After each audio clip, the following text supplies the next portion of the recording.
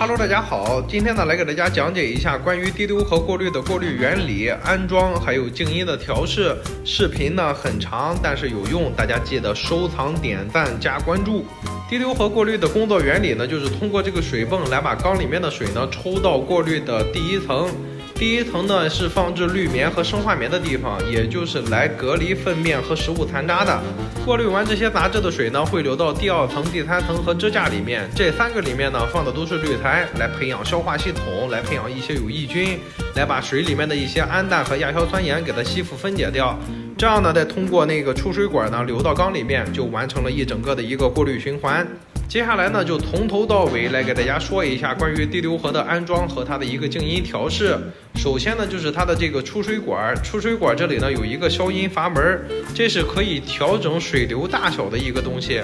调整水流小一些，让出水管的水管里面憋满水的情况，就可以让出水静音了。这几个管件相互连接紧实以后呢，安装到底架的出水口就可以了。这个出水管的长度可以按照缸的高度来用剪刀裁剪掉的，还是比较好剪的。接下来呢，就是关于底架的安装，大家可以看到底架两边呢有2个长的钢条，这个钢条呢是可以安到底架里面伸缩来调整长度的。这里呢也是有一个小设计的，把这个支架呢插到下面，就可以让整体的滴流盒高一些；把它插到上面的这个孔呢，就可以让整体的滴流盒低一点。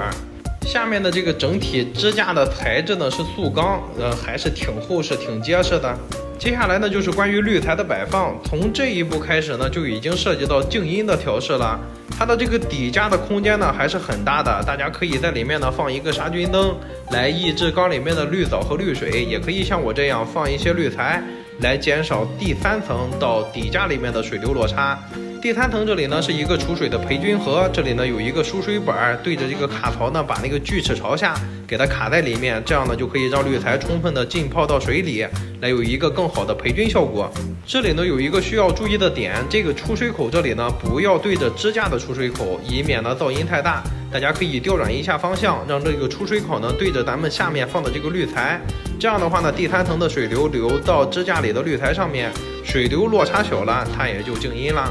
接下来呢就是第3层的滤材摆放，这里呢还是用的这种长条细菌坞，大家呢可以灵活选择不同的滤材，比如说一些培菌球呀，各种各样的一些方砖都是可以的。滤材呢肯定是放的越多，培菌效果就越好。这里的滤材铺完以后呢，大家可以在上面呢放上一层出孔的生化棉，来解决第2层到第3层水流的一个落差。水流落差小了呢，静音效果也就好了，而且生化棉呢也是有培菌的效果的。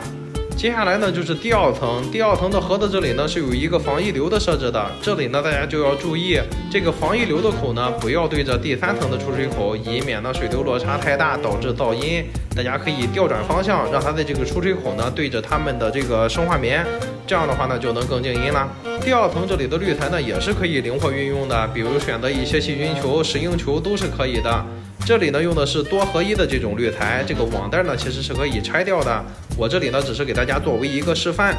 然后在滤材上面呢还可以铺上一层这个生化棉，是为了解决第1层到第2层的这个水流落差。然后呢就是第1层啦，第1层这里呢做了一个抽屉的设置，来方便换棉的。平时换棉的时候呢，把这个抽屉打开，棉换完以后呢给它推进去就可以了。也可以在棉的下面呢铺上一层生化棉，也是为了增加过滤效果，而且呢也可以减少出水管到第1层的一个水流落差的噪音。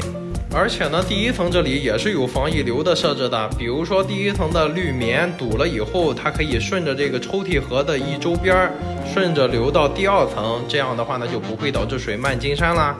其他那几列呢也都是同理，这样搭配那就完全没有问题了。接下来呢就是第1层上面雨淋管的安装，雨淋管这里呢也是有一些小设计的，它是这种方形雨淋管，可以让出水更均匀，让滤棉的利用率呢大一些。而且呢每个雨淋管都有阀门调整，有一些水泵的功率不大的话，会导致第1个和第2个的水流大，后面的一个水流呢就会变得小，甚至说没有水流。大家就可以把前面的2个水流呢调得小一点，后面的水流呢也就均匀了。接下来呢就是把它们组装到缸的上面，按照缸的大小来把支架的长度调整好，然后呢就是安装出水管啦。出水口这里呢，它送了一圈生料袋，为了防止出水口这里的接口漏水，所以呢，大家可以提前在这个螺圈上啊，给它缠上那么几圈生料袋。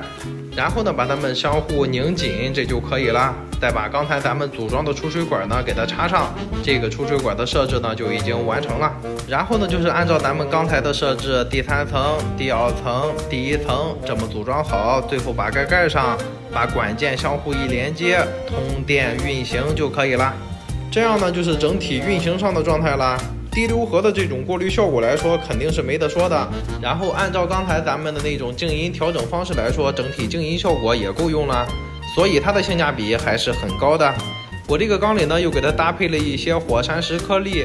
通过火山石颗粒的吸附分解，再通过过滤走一部分，这个缸呢就能达到水质清澈、通透，而且没有异味的效果啦。像这种水质的情况下，1-2个月再去换水，半年以上的再洗沙，这样的水质呢肯定是没有问题的啦。好啦，本期视频就到这里啦，制作不易，大家记得点赞关注呀。